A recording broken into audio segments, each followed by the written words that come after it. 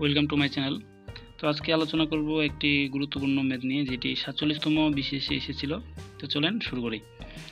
দেখেন কোশ্চেনে দেওয়া আছে 100 টাকা 10% হারে 5 বছরের জন্য বিনিয়োগ করা হলে সরল ও চক্রবৃদ্ধি মুনাফার পার্থক্য কত। তো এখানে বলছে যে সরল মুনাফা আর হচ্ছে চক্রবৃদ্ধির মুনাফার যে পার্থক্যটা সেটা বের করতে বলছে। তো আগে আমরা মানগুলো যদি এখানে ধরে নিই যে আসলে কার কার মান দেওয়া আছে। দেখেন এই যে 100 টাকা, এটা বলতে কার মান, মানে মূলধন, ঠিক না? এই যে মূলধনকে আমরা প্রকাশ করি পি দিয়ে, তাহলে পির মান দেওয়া আছে 100 অ্যান্ড হচ্ছে 10%, মানে এটা কার মান? হারের মান, মানে আর এর মান, ঠিক আছে?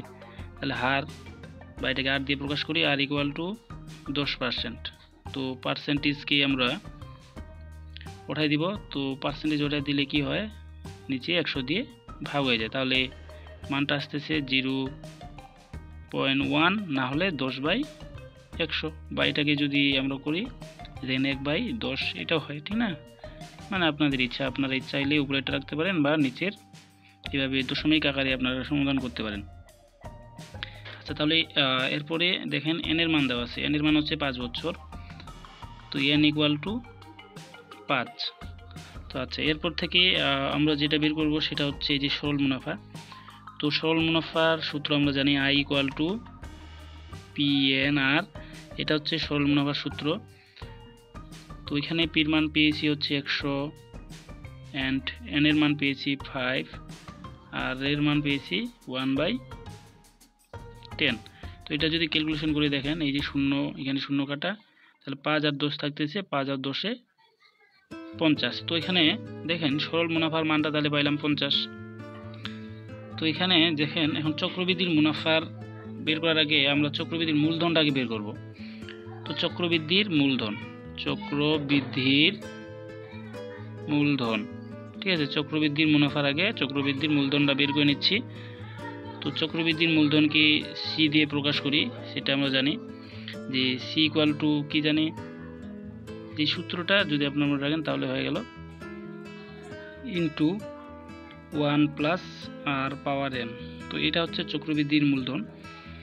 তো চক্রবৃদ্ধির মূলধনের মানগুলো আমরা এখন বসাই দিই, যেগুলো মান দেওয়া আছে। পির মান হচ্ছে 100 ইন্টু 1 প্লাস আর এর মান, দেখেন আর এর মান পাইছি 1/10, ঠিক না? 1/10 অ্যান্ড এন এর মান পেয়েছি 5। আচ্ছা, তো এখান থেকে এখন ক্যালকুলেশন করব। তো 100 ইন্টু এই যে 1 প্লাস 1/10, এটা যদি ক্যালকুলেশন করি দাঁড়ায় 10 বাই লসাগু করবো, মানে এটা হচ্ছে লসাগু যদি করি তাহলে কি হয় দেখেন, তাহলে উপরে থাকে 11, ঠিক না? উপরে 5। আচ্ছা, তো এখন এটা করি 100 গুণন এই যে 11/10। তো এটা বলতে কি বোঝায় যে 11টা না 5টা 11/10, ঠিক না? 11/10 11/10 11/10 ইন্টু 11/10। তো এখানে 5টা 11/10।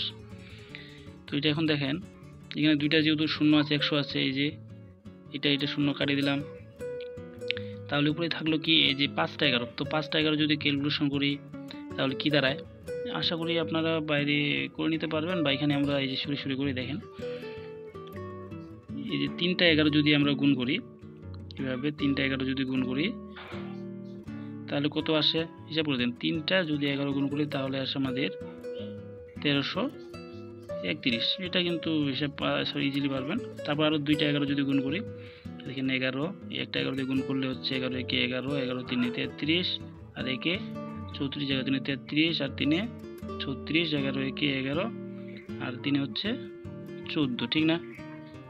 তাহলে 14,641। আবার এই যে আরেকটা 11 যে আছে, 11 দিয়ে গুণ করলাম, তো এটা দিয়ে গুণ করলে আসে, কি গুণ করেন 11 কে 11, মানে এটা টোটাল গুণ করে আসতেছে 50, তারপরে হচ্ছে 1, তারপরে কি আসতেছে 6, তারপরে 1, হিসাব করে দেখেন এটাই আসবে। তো এই যে এটা টোটাল মানটা আসতেছে, তাহলে কত আসতেছে দেখেন এখানে 1,61,051। তো আচ্ছা, যে মানটা আসলো সেটা তাহলে আসতেছে 161051, নিচে দেখেন 100 না, নিচে দেখেন 1000। আচ্ছা, তো এখানে এটা যদি ভাগ দেন তাহলে কত আসে? 161 তারপর 0.051, এই যে এই মানটা আসতেছে। তো এটা পাইলাম হচ্ছে কার মান? তো এটা পাইলাম কিন্তু আমরা চক্রবৃদ্ধির মূলধনের মান। তো এখন চক্রবৃদ্ধির মুনাফা বের করব। চক্রবৃদ্ধির মুনাফা, কারণ আমাদের মান বের করতে বলছে কিন্তু মুনাফার, ঠিক না? তো মুনাফা ইকুয়াল টু আমরা জানি যে টোটাল হচ্ছে কি 161,051। এখান থেকে টোটাল হচ্ছে, এই দেখেন প্রথমে মানটা দেওয়া ছিল কত? 100। এই যে মূলধন কিন্তু ছিল 100 টাকা। এই 100 টাকাটা বাদ দিয়ে দিব, তাহলে এদের দাঁড়াচ্ছে কত? 61.051। তো এটা হচ্ছে চক্রবৃদ্ধির মুনাফা।